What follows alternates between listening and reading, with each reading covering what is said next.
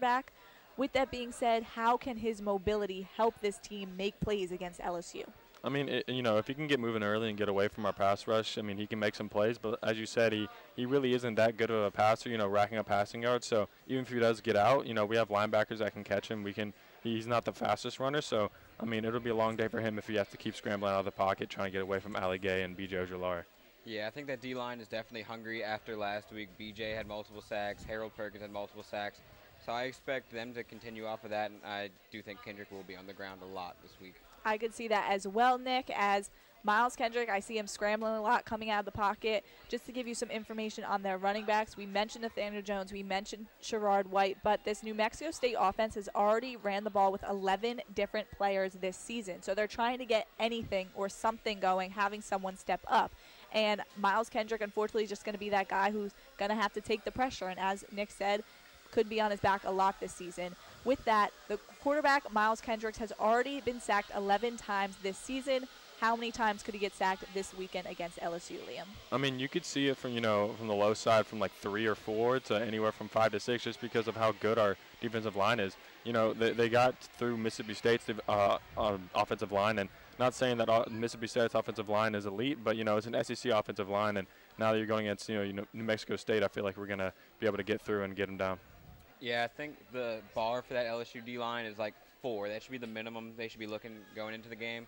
But anything after that, I think, is lanyard at that point. I don't know. Right. The only reason I could say 5 or 6 probably at that minimum is just because they will take out BJ. They'll take out Ali Gay. There's no need to risk an injury if the Tigers seem that they have already secured this win before the game is over, similar to a game versus Southern.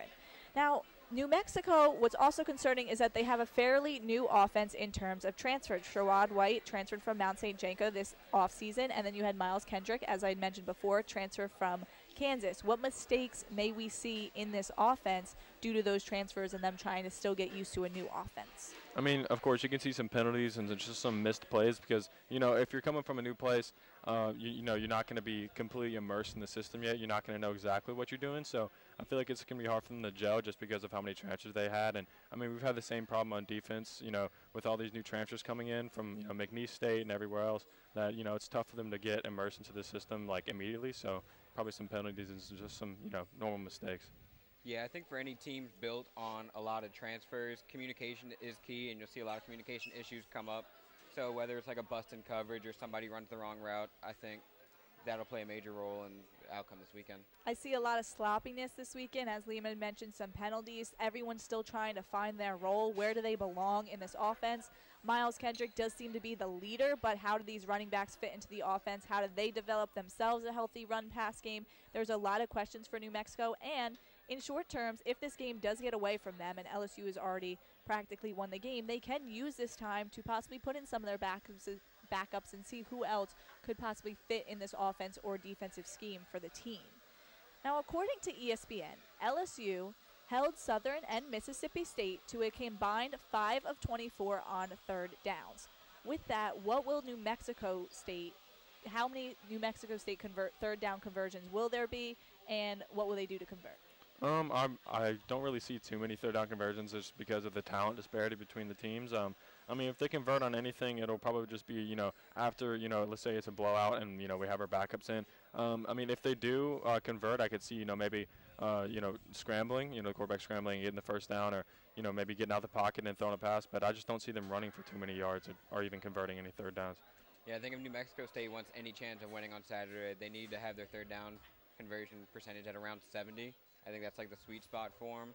But I've noticed the Tigers' defense, they step up in the bigger moments. They like when they get a third down stop. You see the energy after a stop, and I think 70 is just too high of a number for New Mexico to get to. Correct. With this New Mexico offensive struggles, I don't see them converting a lot on third down just because I am expecting to see a lot of 3rd and 10s, a lot of 3rd and 9s, which is clearly more difficult to convert down than a 3rd and 1 or a 3rd and 2. I did want to mention that Mississippi State, when they did have those thirds down, they often went for like the 4th and 1 or the 4th and 2, and they were able to get it and improve. But as for New Mexico, I don't see them doing that this week, and this might be a heavily special teams game for this New Mexico State team. Let's move on finally to this LSU defense. We have seen them improve. We've also lost some guys, as in Mason Smith at the beginning of the year, and there's also been some things that we might need to clean up. And let's start with Colby Richardson, the transfer from McNeese State. Will he take on the job of covering New Mexico wide receiver Luke Wysong? Personally, I mean, I really don't think so, and I kind of hope not. He hasn't really been playing the best. And, with Luke Wysong is one of, if not, the Lobos' best receiver coming into his sophomore season. He actually led the Lobos in receiving yards last year, so, I could see someone like Seven Banks who's coming back for this game. I could see him, covering him. He might be matched up with him, but, if Colby's starting, then, he'll eventually have to go against Wysong, and hopefully he can slow him down a bit when he's in the game. Yeah, I don't think Richardson's going to be going up against Wysong a lot, but I do think this will be a game for him. It's like make or break. Going up against a small team, getting a chance to find his footing, I think this will be a key game for his season, honestly. I agree. Wysong last week against UTEP, 5 receptions, 37 yards. He led the team in reception yards. A guy that Colby Richardson could be going against is Jerron Porter. That's another guy to look out for, but Wysong is definitely that main target for this New Mexico team, so I wouldn't see Colby Richardson lined up against him this weekend. But is this the game that Richardson has to prove himself, or he possibly doesn't play next week or in further SEC games? Yeah, I mean, like Nick said, this is kind of like a make-or-break game for him. This is a game where if he plays well, shuts down their best receiver, then he might start getting some playing time in the SEC play. But, like we could, experiment. If he's not playing well, we can put in, someone like Terrence Welsh, someone else that hasn't gotten, the shine that he has, and see what they can do. Yeah, with these small schools, you have to take advantage. You have to see what you can get out of your players, and I think Colby Richardson needs to show what he is capable of this game. Definitely. This is the game where last week against Mississippi State, it was just the fundamentals of football. Sometimes we're forgotten about simple things like making sure you turn around when it looks like the ball is thrown to the wide receiver that you're covering, that things that he could have not done, that causes a risk of penalties, that hurts his defense. And in the end, this is a make-or-break game for him because you can't have a player in there like that. You know that the cornerbacks, that's been our weakest link in this defensive scheme. But now Colby Richardson, with him being the weakest, you have to possibly take him out if he can't get the job done. With that, who is a guy to look out for that could possibly take his spot? I mean, like I said, I think Terrence Welsh has a lot of talent that he can, bring. And, we can see what he can do against this New Mexico State team. And, also Seven Banks could take his spot as well, but not because Seven Banks wouldn't start, just because, they might, put him in his position, take him out, and then put in Terrence Welsh somewhere else. But, I could see either of them getting reps in his position. Yeah, I agree with Liam. I'm a little more higher on Seven Banks than I am, so I think, or than the other guy. So I think Seven Banks would be the guy to take Colby Richardson's spot. I can see a guy like Terrence Welsh just trying to get him comfortable, at least for this week against New Mexico State. I could see Seven Banks coming in against SEC play, as he is a former Ohio State transfer. But for this game, I would like to see Terrence Welsh try to get him comfortable, try to have him fit and make a role in this offense if Colby Richardson is a guy that you have to look out for and possibly isn't a guy who belongs right now on in this LSU defensive backs room. Let's talk about Harold Perkins. We discussed him a little bit, as Liam had mentioned him before, and his pass rushing skills. He stepped up last week against Mississippi State, him along with Jay Ward, who has 15 tackles. Perkins, what role does he play this week against New Mexico? I mean, I could see him, just having that edge rusher role, but just an increased role. Brian Kelly said in a press conference Monday that he found like his niche is that kind of like edge rusher like duo with with BJ. So I feel like he might play a little middle linebacker like he did against Mississippi State, just kind of starting in the middle and then going to edge, and keeping that rotation's good because it keeps the offense honest, and it lets us take advantage of their poor offensive line. Yeah, I expect Harold Perkins to be let loose just like he was last week. He was playing free, he was playing physical, and Brian Kelly's always preaching on that. And I think he might be able to top his performance from last week or at least replicate it. Oh, I agree totally. Do exactly what you did last week. He's learning, he's getting used to the game, and it's exciting. Harold Perkins was highly recruited, and the fact that he was able to decommit from Texas A&M, come over to LSU, now he's here, let him make important plays, and pass rushing is key, especially now that you're thinking that Miles Kendrick is the guy to look out for, and that's how you stop this New Mexico offense this week. Going back to Dante Martin, who we had mentioned a few times, cornerback for New Mexico, he snagged an interception last week against UTEP in his win. Is there any possibility that he could snag one against Malik Neighbors this weekend? I mean, anything could happen, but I feel like Jaden has improved his decision-making, more. And, not that Jaden was like a turnover machine or anything, but, I feel like he's played well enough, and, he's not going to throw anything that, someone like Dante Martin could catch. Yeah, building off what Liam was saying, Jane Daniels has been really clean with the ball. I don't think it's anything that Malik Neighbors is going to do that'll cause an interception this week. I think Martin is not getting a pick this week. I think Jane Daniels is still going to have a 0 in the interception column after this week. The only place I could see him getting an interception is if he stays in the game when we bring a guy in like Garrett Nussmeier, or even possibly Walker Howard, and maybe put in some of our backup wideouts in.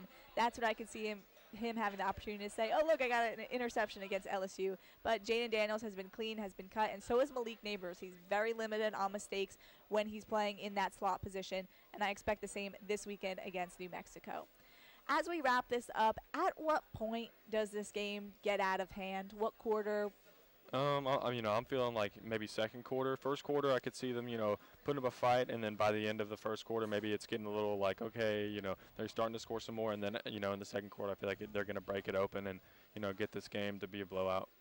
I think the third quarter is the sweet spot for that. I think the second, going into halftime, will be like 2-3 possession game, which like isn't out of reach yet, especially with like a half football left. I think the third quarter is when they just start piling it on them. I see this being a difficult game from the second quarter, where Southern it was a little different. It was like the first quarter where we were all ready to go home, where New Mexico State could put up a little bit more of a fight possibly with their defense. I don't have their offense is very shaky just because they have a lot of issues there and not a lot of star players, as some may say. But if they do develop a good rotation and they can develop having some connections, they could possibly score some points in the first quarter. But after that, I could see LSU taking this game away, resting their starters, and preparing for next week. What would you like to see LSU fix this week before they get into the bulk and the meat of these SEC games? I feel like the biggest thing for me is just the penalties, because that can cost you in any game. And, on the line, it's just that's another thing, like we said earlier, it's just discipline and practice. I feel like, if you can fix that, that kind of fixes the root of a lot of your problems on offense. And then another thing is just, I love how Jaden scrambles. I like how that, adds another dimension to our offense. But sometimes I feel like he scrambles too much, and that's tiring himself out. And then, when you need to make big plays or big throws, he can't because he's too tired from running. So those are just a couple things I could think of. Yeah, I think the offensive line is the biggest thing that needs to improve, and I think they are slowly, progressively improving. But they need to get there soon because they have some talented SEC pass rushers coming up on their schedule, and it could really wreck the game for them. Definitely. I agree with both of you all. This LSU offense is running out of time. In the future, they could possibly lose games for this LSU team if they do not get their act together. And part of that is just cleaning up penalties. As I mentioned, the fundamentals of football, getting back to them, figuring out a good combination between Jaden Daniels and this offensive line, and making sure that they're in sync. Let's talk about score predictions. New Mexico, LSU, 6:30 in Tiger Stadium. Liam, who wins? What's going to be the final score? I think it's going to be LSU, and I think we're going to win by a lot. I think it's going to be 41-10. I feel like it's going to be in the beginning. It's going to be, like Nick was saying, they're going to fight. They're not going to just, lay down and just let us, run all over them. They're going to put up a fight, and they're going to score a couple times, but I don't think it's going to get too difficult for the Tigers. Yeah, I was in the newsroom this morning taking notes on like some of the questions y'all sent in, and we got to the score prediction. I asked my trainee David. I was like, David, give me a score prediction. He tells me 55-6. So okay, I'll go 55-6. Okay, we'll go with that. Now, just to give you some facts about New Mexico, they are 1-13 against SEC teams. The only time they beat an SEC team was against Missouri back in 2005 when they were part of the Big 12. So they've never gotten a true SEC win, and they are 0-3 against any Louisiana college football team. LSU is going to keep this going. They're going to go 1-14 against SEC teams this weekend, and they'll be 0-4 against Louisiana college football teams. I think LSU does take this game away 51-10. Why I'm saying 10 is because of their kicker, George Steinkamp. He had a career long of 51 last week in their win against UTEP. So I could possibly see a guy like that coming in, scoring an early field goal, and then seeing them just get one touchdown. But as we mentioned, it will definitely be hard for this team to get down the field with how great this LSU defense has been this season. With that, thank you so much, Liam Haley and Nick Lopez, for joining me. As I had mentioned, the Tigers will take on New Mexico at 6:30 p.m. in Tiger Stadium as both teams look to go 3-1 on the season. This has been the Tailgate Show. Have a great day. Hi, I'm Lena Prima, and you're listening to 91.1 KLSU, Baton Rouge.